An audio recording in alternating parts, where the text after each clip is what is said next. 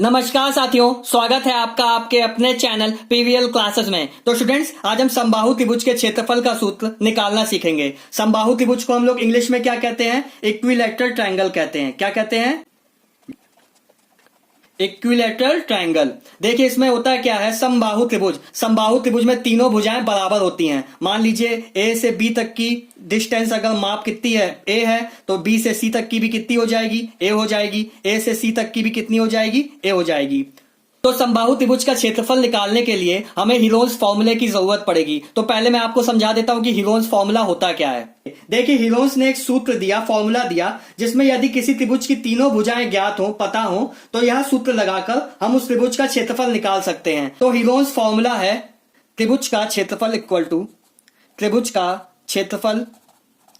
Equal to under root S minus A S minus B S minus C. इसमें देखिए triangle A B सी में A B जो हमारी side है, A B भुजा है, इसकी लंबाई हमें ए दी गई है। बी सी जो भुजा है, इसकी लंबाई बी दी गई है। ए सी जो भुजा है, इसकी माप या लंबाई कितनी दी गई है? सी दी गई है। तो यहाँ ए बी सी क्या है? हमारी त्रिभुज की भुजाएं हैं, त्रिभुज की साइड्स हैं। वेयर जहां ए बी तथा सी त्रिभुज की भुजाएं साइड्स हैं। तो ये एस क्या है? एस होता है सेमी पेरीमीटर या अर्ध परिमाप। एस क्या होता है? सेमी पेरीमीटर या अर्ध परिमाप। ठीक है, तो इसका मतलब ये होता है ट्रायंगल का परिमाप क्या होगा? A B C. इसका अर्ध परिमाप a plus B plus C करके 2 से भाग दे दो। तो s इक्वल टू क्या होगा? s इक्वल टू होता है, जहां s की क्या वैल्यू है? a plus B plus C by 2। a plus B plus C by 2। मतलब जब आपको तीनों भुजाएं पता हो तो तीनों भुजाओं को जोड़ दो, फिर 2 से भाग दे दो, तो s की वैल्यू निकल आएगी। a b c आपको दिया ही है, तो त्रिभुज का क्षेत्रफल आप निकाल सकते हो जब आपको किसी भी त्रिभुज की तीनों भुजाएं पता हो। यह है हीरोन्स फॉर्मूला। तो चलिए अब हम लोग समबाहु त्रिभुज के क्षेत्रफल का सूत्र निकालना सीखते हैं। तो त्रिभुज का क्षेत्रफल इक्वल टू इस त्रिभुज का क्षेत्रफल कितना है? हीरोन्स फॉर्मूला क्या था मेरा? S minus A S minus B S minus C. क्या? S minus A S minus B S minus C. ये क्या है? हीरोन्स फॉर्मूला है। अब देखिए एस इक्वल टू क्या होता है? परिमाप बटे 2। क्या? एस इक्वल टू क्या होता है? Perimeter, triangles perimeter by 2। तो यहाँ पे पहली साइड क्या है? ए है। दूसरी साइड क्या है? ये भी ए है। तीसरी क्या है? ए है। यहां से बाई 2। एस की वैल्यू क्या आ गई मेरी? 3a by 2। एस की वैल्यू क्या आ गई है? 3a by 2।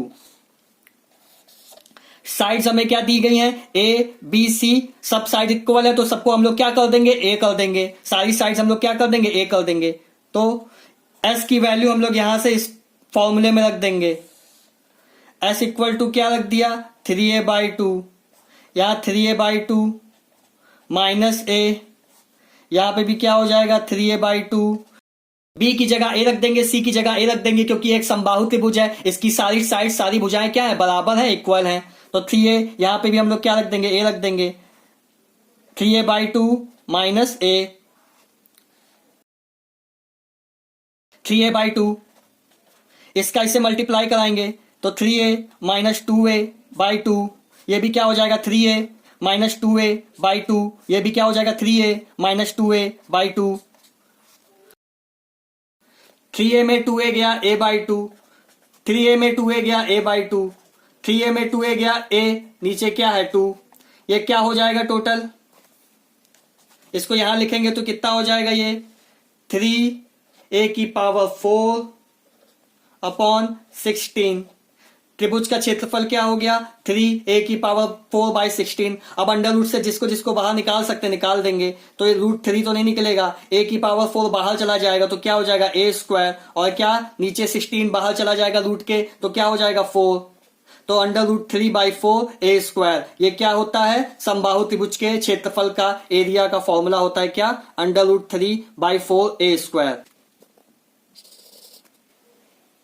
ये था समबाहु त्रिभुज का क्षेत्रफल का सूत्र निकालने का पहला तरीका। अब दूसरा तरीका देखते हैं। देखिए यहाँ पे जो वर्टेक्स है ए से हम लोग क्या करेंगे, सामने वाली साइड पे लंब गिरा देंगे। लंब मतलब परपेंडिकुलर। तो ये क्या करेगा, इस साइड को दो बराबर भागों में बांट देता है, आपको पता होगा। तो बी से सी हमारा क्या है, ए है। तो बी से इस पॉइंट को हम लोग डी मान देते हैं जहां पे लंब गिराया है। तो बी डी क्या हो जाएगा, a/2 और डी सी क्या हो जाएगा, a/2। अब मेरा ट्राइंगल एडीसी जो है, ट्राइंगल एडीसी जो है एक समकोण त्रिभुज है, राइट एंगल ट्राइंगल है। तो इसमें हम लोग पाइथागोरस थ्योरम लगा सकते हैं। तो लगाने पर क्या निकलेगा, AC स्क्वायर, AC का स्क्वायर इक्वल टू क्या हो जाएगा, AD का स्क्वायर, AD का स्क्वायर प्लस DC का स्क्वायर। फिर से पाइथागोरस प्रमेय से, किससे, पाइथागोरस प्रमेय से, पाइथागोरस प्रमेय से। पाइथागोरस थ्योरम या पाइथागोरस प्रमेय क्या होती है हमारी, कर्ण का स्क्वायर इक्वल टू ऊंचाई का स्क्वायर प्लस आधार का स्क्वायर। ठीक है, आया समझ में। तो AC का स्क्वायर हो जाएगा, AC की वैल्यू क्या है, A, तो A स्क्वायर। AD की वैल्यू हमें क्या करनी, निकालनी है। AD की वैल्यू क्या करनी है, निकालनी है। DC की वैल्यू क्या है हमारी, a/2। तो इसका स्क्वायर करने पर a²/4 हो जाएगा। अब a²/4 को यहां भेज देंगे क्योंकि हमें AD स्क्वायर की वैल्यू चाहिए, AD के होल स्क्वायर की क्या चाहिए, वैल्यू चाहिए। तो a² माइनस a²/4 हो जाएगा। तो यहां एलसीएम लेने पर ये हो जाएगा 4a² माइनस a² अपॉन 4। तो यहां से कितना हो जाएगा, 3a²/4।